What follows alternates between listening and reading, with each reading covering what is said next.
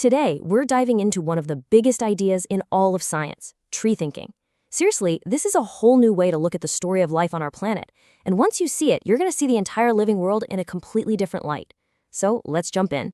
All right, to get us started, I've got a question for you. Picture a common housefly. Kind of annoying, right? Seems about as different from a person as you can possibly get. So what on earth could we possibly have in common? I mean, really, it feels like nothing at all. Get this. The answer is mind-blowing. You and that fly, you share a common ancestor, a many, many times great-grandparent that was swimming around something like 600 million years ago. It's an incredible idea that every living thing is connected. But how could we possibly know that? Well, we know because biologists have a map. But it's not a map of countries or oceans. It's a map of time and of relationships. It's called a phylogenetic tree. And honestly, it's the best tool we have for making sense of the entire sprawling history of life. So what is it exactly? Well, a phylogenetic tree is basically a family tree for all of life.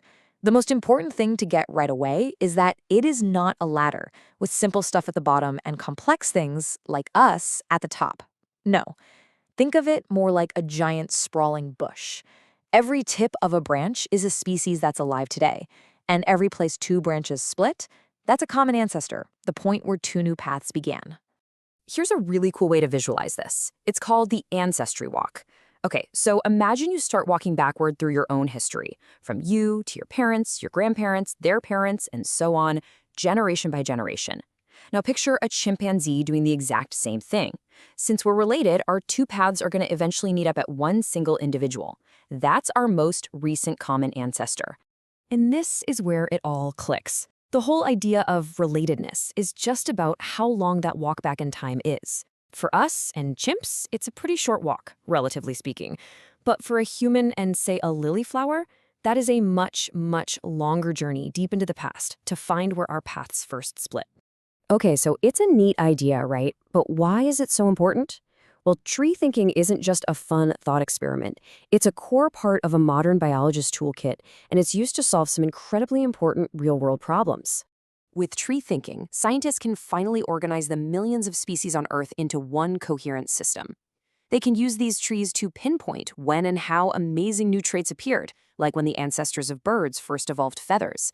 It helps us see that a bat's wing and a human arm are related because they're built from the same ancestral bones, while a bat's wing and an insect's wing just happen to evolve for the same job independently. And it has life-or-death applications, like when epidemiologists track the family tree of a virus like swine flu to figure out where it came from. It completely changes biology from just a list of things to a dynamic story. You know, this idea of a branching tree wasn't always how we saw things.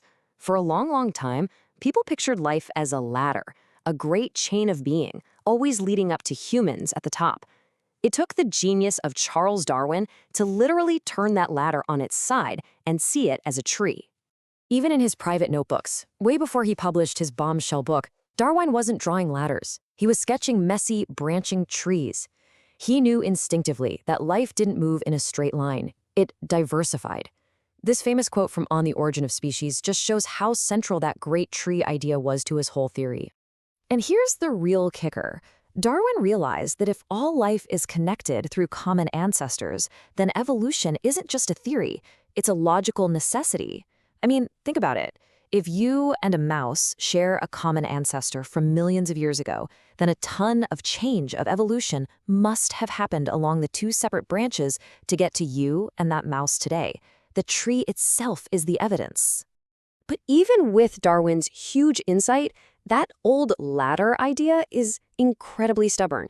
It's probably the single biggest misconception people have about evolution, and we really have to break it down if we want to get this right. So let's be super clear here. Ladder thinking is that straight line from simple things to complex ones, with humans as the grand finale. Tree thinking shows us it's all about branching out. A bacterium alive today is every bit as evolved and successful as you are. It's just been adapting and surviving on a totally different branch of the tree for billions of years. There is no higher or lower. And what's wild is how this ladder idea can sneak into diagrams that are supposed to be trees. Take this really famous one, Haeckel's Pedigree of Man. Sure, it's shaped like a tree, but look closely. Where does he put man? Right at the very top, on the thickest central trunk, as if everything else was just a stepping stone. That is pure ladder thinking dressed up to look like a tree. Here is another classic mistake. This chart of flowering plants looks like it's showing some groups of flowers turning into other groups, but that just can't happen.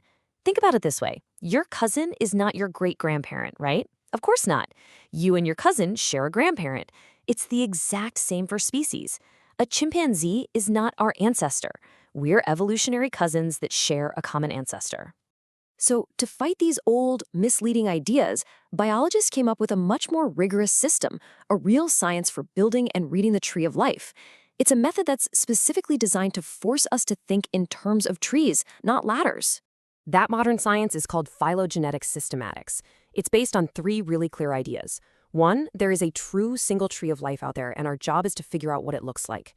Two, and this is the big one, relatedness is defined only by how recently two species shared a common ancestor. That's it. It has nothing to do with what they look like.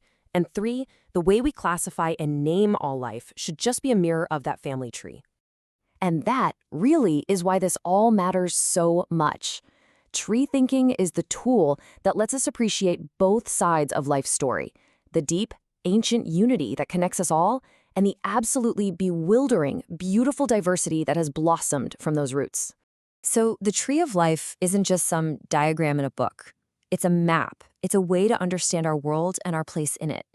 And now that you know the basics of how to read it, you can start to see all the hidden history and the surprising connections that are all around you. The only question is, where are you going to explore first?